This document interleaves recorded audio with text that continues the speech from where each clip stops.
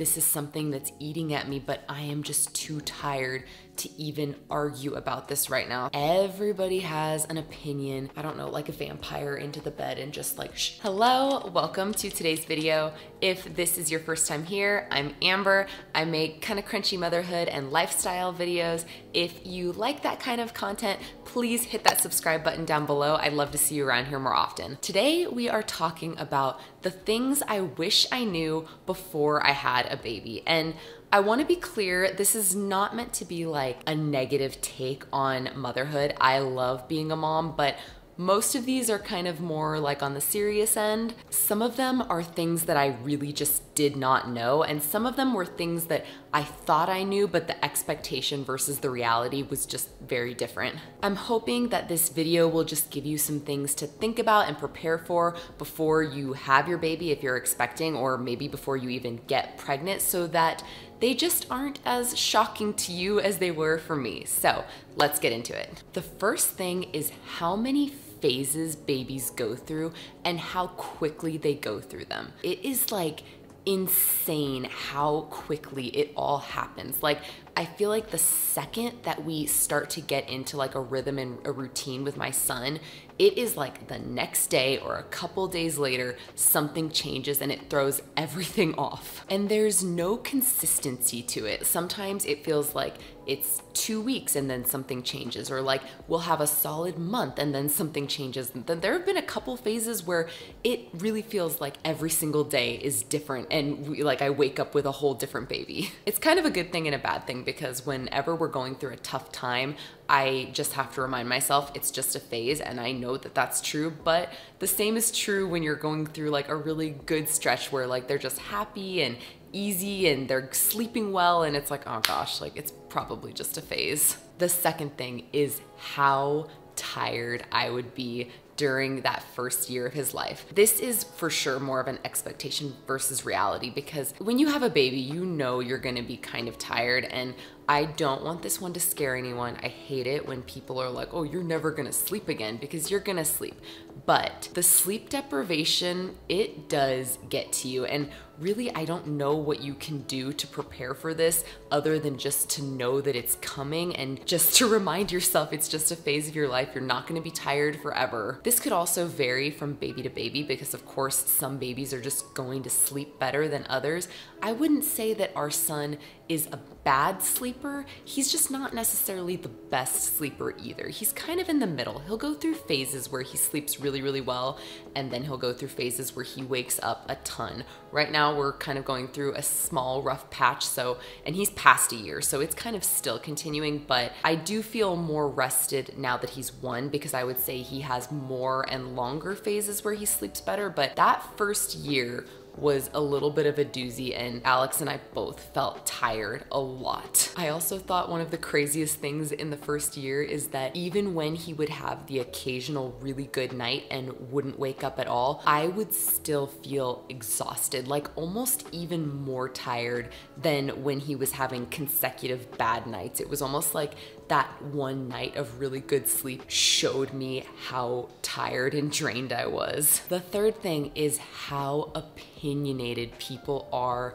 about babies and children. Everybody has an opinion, and everyone thinks that their opinion is the only way. And I shouldn't say everyone, because I feel like there are also a lot of very open-minded mamas out there, which I appreciate, but there are definitely some parents who are going to shame you if you aren't doing what they think is right or what they did. I think that the thing that was most shocking to me about this one was that most of the shaming came or comes from other moms, which is just unfortunate, because if you are a mom, then you know how difficult it can be, and you know that not all babies are the same. So I don't understand like where the disconnect is there, but it does happen. It's one thing to have an opinion about what you think is right for you and your child, but to push that onto another unit whose situation is completely different from yours is just baffling to me. I've said it before and I'll say it again,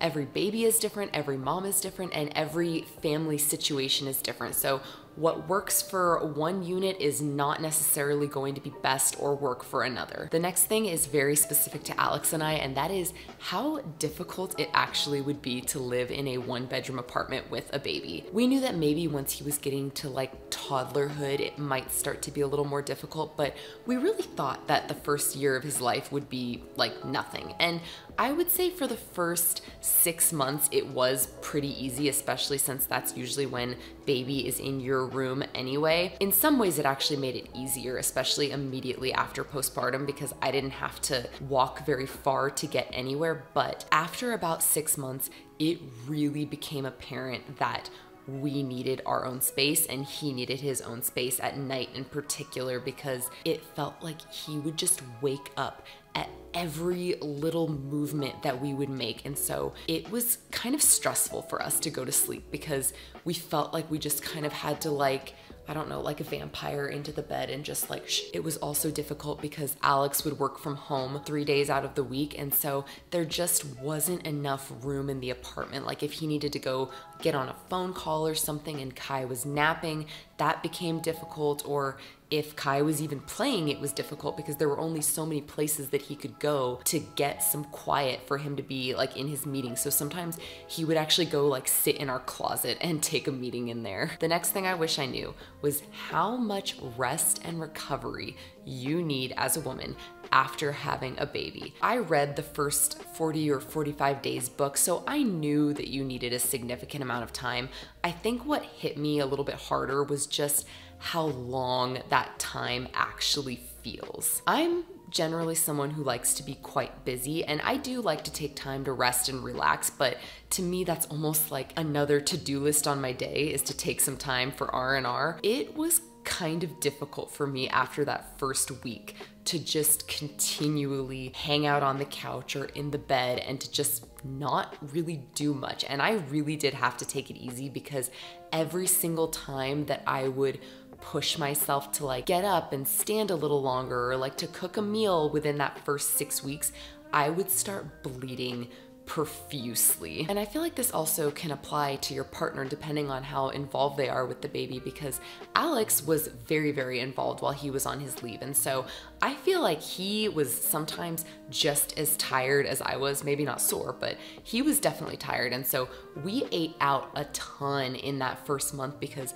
neither of us had the energy to like cook a meal. And so if you are expecting, I really, really recommend having some freezer meals ready to go for at least the first week, but really ideally for the first month. The sixth thing I wish I knew was how my relationship with Alex was going to change. I would say that our relationship has changed for the better, but there were definitely some challenges along the way that pushed us to where we're at now. This is something I don't think you can really do much to prepare for other than like maybe get a pet. I think that's the closest you can come before you actually have a baby, but it's still a lot different than when you go from just needing to worry about the two of you to needing to worry about the two of you plus this third little human that just requires a ton of attention. One of the hardest things, especially in those first like 3 to 4 months, was when we did have issues come up. I felt just too exhausted a lot of the time to bring it up. I felt like this is something that's eating at me, but I am just too tired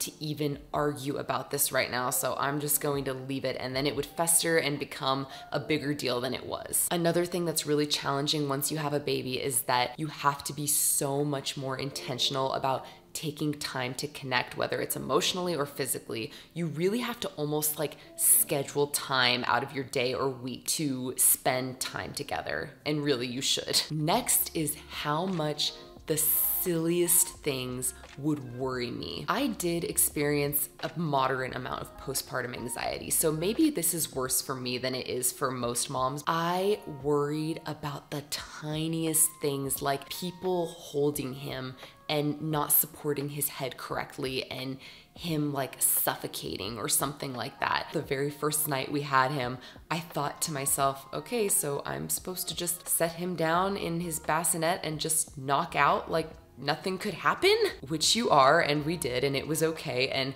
I felt just as concerned about co-sleeping and falling asleep with him on my chest. I know that it's pretty normal for most first-time moms to experience some worry over small-ish things. It was just shocking to me how the tiniest little nothing things would make me freak out. So if you are a new mom or an expecting mom, just take a deep breath and know that so many second-time moms say that they're gonna be way more relaxed with their second baby, and there is a reason for that. It's because we realize in hindsight that we spent so much time stressing over the tiniest little things for nothing. The 8th thing is how much unnecessary crap is pushed on new parents for their babies. It can be very difficult to discern what is actually needed because all these baby product companies are going to make it seem like the thing that they have is the item that you need to make your baby's life better or to make your postpartum experience better. It took me hours to create our baby registry because I just spent so much time researching everything to try to determine if we really needed something or not. And what I found is most of all the flashy things you do not need. I filmed a whole video about 16 common baby items that you really don't need. I'll link that up here and put it in the description. The gist is that the main thing your baby needs is you. And what I found is in this day and age with Amazon and Target, if you really need something, you can go pick it up or order it and it'll be here in like a day or two. So try not to stress about all these things that you think you might need. The 9th thing was very shocking for me, and that is how difficult I found it, and find it honestly, to make medical decisions for my son. If you are someone who is on the far right or far left side of the medical spectrum, maybe this won't be difficult for you, but I am someone who's kind of in the middle. I like to take a natural approach as often as I can, and I definitely do not like to go to doctors who just will prescribe you a pill and call it a day. I'm not completely opposed to Western medicine at all. Like, I do think it has its place, and I think in a lot of ways it's a blessing, but I'm not someone to believe what a doctor is saying right away just because they're a doctor. Hear me out here. About 5 years ago, I had a doctor misdiagnose me with a fractured spine. If you don't know, there is no fixing a fractured spine. Like, that's just something you have to live with forever. So I was crying in this doctor's office, and thank goodness I later had the clarity to think I would like to go get a second opinion from a spinal specialist. I go to the spinal specialist and he's looking at my images and he says, "You do not have a fractured spine." So that's not to scare anyone or make anyone not trust doctors or the medical community. It's just to point out that just because a doctor is telling you something doesn't mean like that is the cold hard truth and that is the law. I think it's always good to do a little bit of your own research. And so that's why I sometimes have a difficult time, because I want to listen to what they say, but then I also want to go back and learn about what they're telling me on my own. And I've said in another video, nothing stresses me out like the well-being of my son. Like, I just want to do right by him. And so I get very flustered when it comes to making medical decisions because there's usually risks on either end of a decision. And so I always just want to make sure that I make the right one, and it's just very difficult for me. The last thing is how much I love my son. You know, in theory, that you're going to love your child, but it is nothing like when you have them and you look at them and the love is just insane. Like, you would do anything for this little human. You just want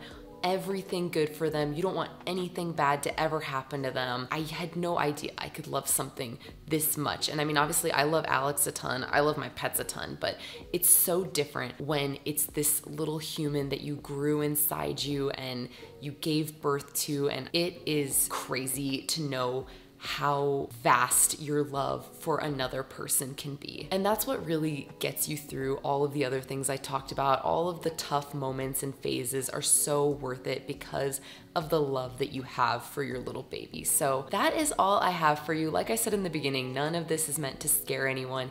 I love my son and I feel so privileged that I get to be his mom. Hopefully, if you are a new or expecting mom, this was helpful for you. If it was, please give this video a thumbs up. And if you'd like to keep up with me on a more day-to-day basis, make sure to go follow me on Instagram. I have a link in the description of this video if you want to head on over there. I hope you're having a beautiful day and I'll see you in the next one. Bye!